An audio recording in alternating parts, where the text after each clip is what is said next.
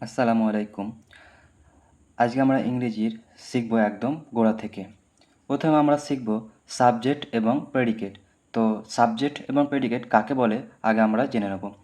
তো সেন্টেন্স আমরা যেসব বাক্যগুলো তৈরি করি সমস্ত সেন্টেন্স, প্রত্যেক সেন্টেন্স এর দুটি অংশ থাকে। এক নম্বর সাবজেক্ট এবং প্রেডিকেট মানে বিধেয়, প্রেডিকেট মানে বিধেয় আর সাবজেক্ট মানে উদ্দেশ্য।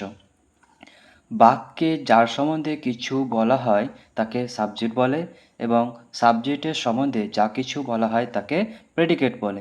তবে আমরা জানতে পারছি যে প্রত্যেক সেন্টেন্সের দুটি করে অংশ থাকে, একটি হলো সাবজেক্ট এবং একটি প্রেডিকেট মানে উদ্দেশ্য, একটি বিধেয়। তো সাবজেক্ট কাকে বলে আমরা জানলাম যে বাক্যে যার সম্বন্ধে কিছু বলা হয় তাকে সাবজেক্ট বলে এবং বাক্যে যার সম্বন্ধে যা কিছু বলা হয় তাকে প্রেডিকেট বলা হয়। যা এখানে কিছু উদাহরণ দেওয়া আছে। দ্য ডগস ব্রাক্স মানে কুকুরটি ঘেউ ঘেউ করছে। এখানে দ্য ডগসটি হলো সাবজেক্ট আর ব্রাক্সটি হলো কুকুরটি ঘেউ ঘেউ করছে, এটি হচ্ছে একটি প্রেডিকেট। মানে বাক্যে যার সম্বন্ধে কিছু বলা হয় তাকে সাবজেক্ট বলে আর যার সম্বন্ধে যা কিছু বলা হয় তাকে প্রেডিকেট বলা হয়। এখানে দ্য ডগস হচ্ছে সাবজেক্ট এবং তাকে ঘেউ ঘেউ করাটা হচ্ছে এটি একটি প্রেডিকেট। আরও কিছু একটা উদাহরণ দেখব। দ্য বেবি লাভস মানে শিশুটি হাসছে। এখানে শিশুটি হচ্ছে সাবজেক্ট এবং হাসাটা হচ্ছে প্রেডিকেট।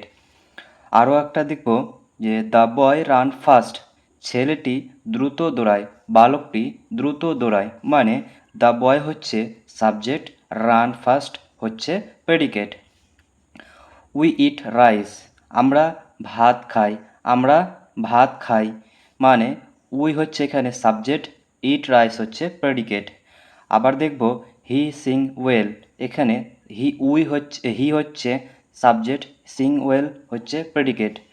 আর একটা দেখব he goes to school, he goes to school সে বিদ্যালয়ে যায়। হি হচ্ছে সাবজেক্ট এবং গোজ টু স্কুল হচ্ছে প্রেডিকেট। আমরা সর্বপ্রথম সাবজেক্ট এবং প্রেডিকেট না জানলে ইংরেজি আমরা কখনোই বুঝতে পারবো না। যেমন সাবজেক্ট আমাদের সমস্ত কিছু যার সম্বন্ধে যা কিছু বলা হয় সেগুলোকে আমরা সমস্ত সাবজেক্ট বলবো, আর বাক্যে যার সম্বন্ধে কিছু বলা হয় তাকে প্রেডিকেট বলবো। আমরা দেখি এটা হচ্ছে part of speech. Part of speech কাকে বলা হয়? পার্ট অফ স্পিচ আমরা যে কথা বলি তাকে বলা হয় স্পিচ, আর সেই স্পিচের মধ্যে যে ওয়ার্ডগুলি ব্যবহৃত হয় সেগুলি তার পার্ট বা অংশ বলে, সেগুলিকে বলা হয় পার্ট অফ স্পিচ।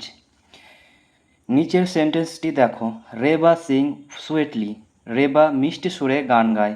এখানে রেবা একটি মেয়ের নাম, সিং অর্থাৎ গান গাওয়া একটি কাজ এবং সুইটলি অর্থাৎ মধুরভাবে। এ ওয়ার্ড এর দ্বারা কাজের ধরন বোঝায়।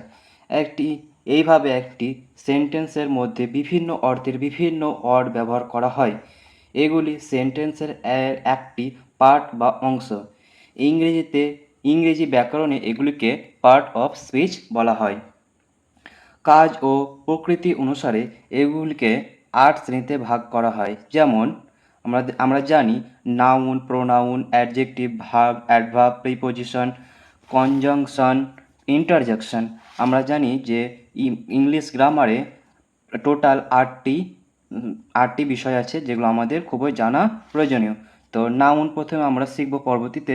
নাউন মানে হচ্ছে তোমার বিশেষ্য, প্রোনাউন হচ্ছে সর্বনাম, অ্যাডজেক্টিভ মানে হচ্ছে বিশেষণ, ভার্ব মানে হচ্ছে ক্রিয়া। আমরা সকলেই জানি যে কোনো করাকে বলা হয় ভার্ব। অ্যাডভার্ব ক্রিয়া বিশেষণ, যে কোনো ফার্স্ট, সুন, অলওয়েজ, নেভার, হেয়ার, দেয়ার এগুলো হচ্ছে অ্যাডভার্ব ক্রিয়া বিশেষণ। প্রিপোজিশন মানে হচ্ছে সম্বন্ধবাচক অব্যয়।